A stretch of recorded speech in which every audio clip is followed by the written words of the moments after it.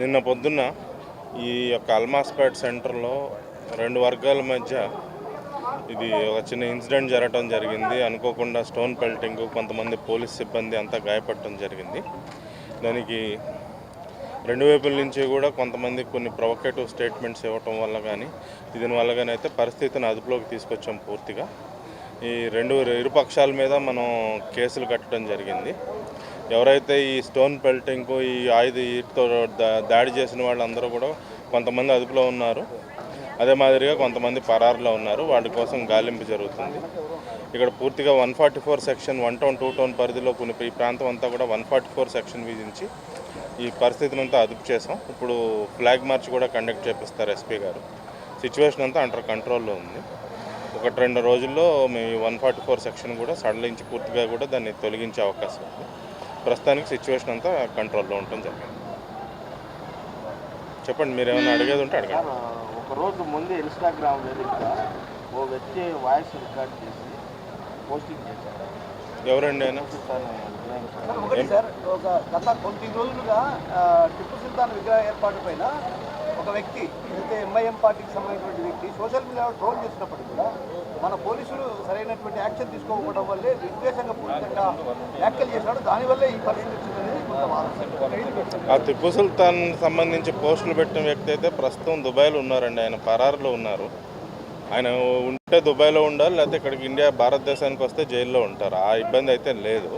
కానీ ఇక్కడ నిన్న జరిగిన దానిలో ఒక పక్షం వారు ఇక్కడ హనుమాన్ సర్కిల్ అని ఫ్లెక్సీలు కట్టడం వల్ల అవతల వర్గం వాళ్ళు ప్రొవకేట్ అయ్యి దీనికి ఇంత జరిగింది.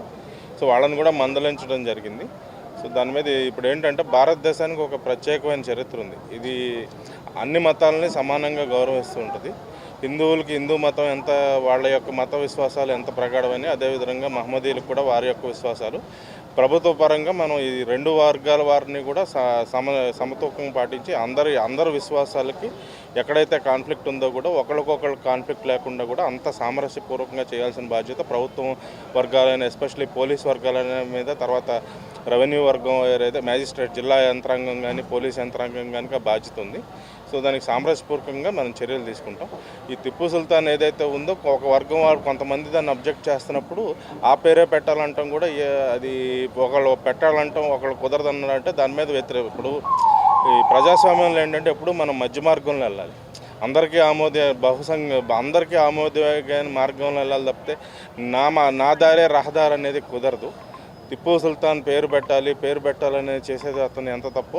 దాన్ని ఇక్కడ ఇప్పుడు ఒక వర్గం వారు ఎక్కువ సంఖ్యలో ఉన్న చోట ఇక్కడ హనుమాన్ సర్కిల్ అని నామకరణం చేయడం కూడా అంతే తప్పు. ఇద్దరిపైన మనం చర్యలు తీసుకుని ఇద్దరికి సముదాయించి మత సామరస్యాన్ని స్థాపిస్తాం.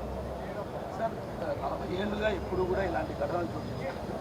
ఈ నేపథ్యంలో కొందరు సోషల్ మీడియా వేదికగా కూడా కీలకమైనటువంటి ఏదైతే విద్వేషపూరితమైన వ్యాఖ్యలు చేసేవాల్సిన ఎలాంటి చర్యలు తీసుకోవాలి? ఖచ్చితంగా అన్నీ మానిటరింగ్ చేస్తున్నామండి.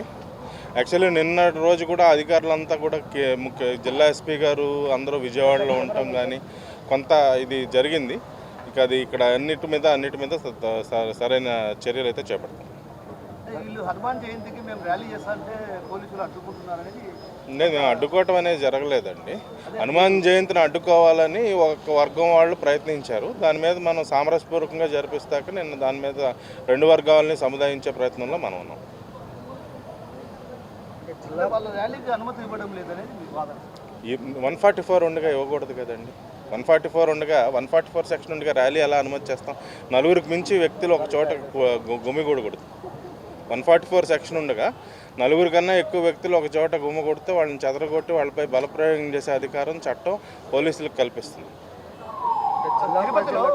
తిరుపతిలో టీటీడీ మాజీ బోర్డు సభ్యుడు పోలీసులు ఏదైతే ర్యాలీని అడ్డుకుంటారో మేము ఖచ్చితంగా ర్యాలీ చేసి చూద్దామండి, సముదాయిస్తామండి. అందరినీ సముదాయించి ప్రశాంత వాతావరణంలో ఇరు వర్గాల వాళ్ళు వారి యొక్క మత విశ్వాసాలని పాటించే విధంగా మనం చర్యలు చేపడతాం. సార్, అంటే జిల్లాలో ఈ స్థాయిలో ఘటన ఎప్పుడు లేదు. ప్రజల్లో అయితే ఒక విధమైన భయం అనేది అయితే ఉంది. జిల్లా ప్రజలకు ఎలా శాంతి భద్రతలు ఎలా కల్పిస్తారండి? ఏమండి, మత సామరస్యాన్ని పాటించండి. ఇప్పుడు ఎవరు మత విశ్వాసం వాళ్ళది. సో ఒకళ్ళ వర్గం వారు ఇంకో వర్గాన్ని ఇది మీద వెళ్లకుండా ఎవరి విశ్వాసాన్ని వాళ్ళ ఇంట్లో కానీ ఏదో కామన్ ప్లేసెస్లో ఉంటుందో ఇతర వర్గానికి ఏమంటారు దాన్ని అబ్జెక్షనబుల్గా కాకుండా ఎవరికాళ్ళు చేసుకునే అధికార సదుపాయం భారత రాజ్యాంగం భారత పౌరులు అందరికీ కల్పిస్తుంది. సార్ ఈ వివాదం గత కొద్ది నెలలుగా జరుగుతుంది సార్ ఈ సర్కిల్ గురించి ముందస్తు చర్యల్లో భాగంగా వాళ్ళను ఆయన అప్పట్లోనే చర్యలు తీసుకున్నారు. ఇది కొన్ని నెలలుగా జరిగేది కాదండి. 2014 నుంచి ఉంది ఈ వివాదం. గత ఫిబ్రవరి నెలలో కొంతమంది ఉద్దేశపూర్వకంగానే రాజకీయంగా దీన్ని లబ్ధి పొందడం కోసం ఈ ఏదైతే ఈ మున్సిపల్ కౌన్సిల్ ఏదైతే ఉంటుందో చివరి నిమిషంలో దాన్ని ఆ అంశాన్ని పైకి లేవనెత్తి భవిష్యత్తులో ఎన్నుకోబడే వాళ్ళ మీదకి అధికార యంత్రాంగం మీదకి ఆ యొక్క భారాన్ని మా మీద తోసి ఉద్దేశపూర్వకంగా రాజకీయ దురుద్దేశపూర్వకంగానే అది నెట్టడం జరిగింది. దాని నుంచి కొంతమంది ఏ వర్గం వాళ్ళు దాన్ని కావాలని ఒకళ్ళు వద్దని ఒకళ్ళు ఇద్దరూ కూడా ఎవరి ప్రయత్నాలు వాళ్ళు చేస్తున్నారు. సో దాని మీద మేము చేపట్టాల్సిన చర్యలు అయితే ఏవైతే ఉన్నాయో ముందస్తు చర్యలు అయితే చేపడతాం.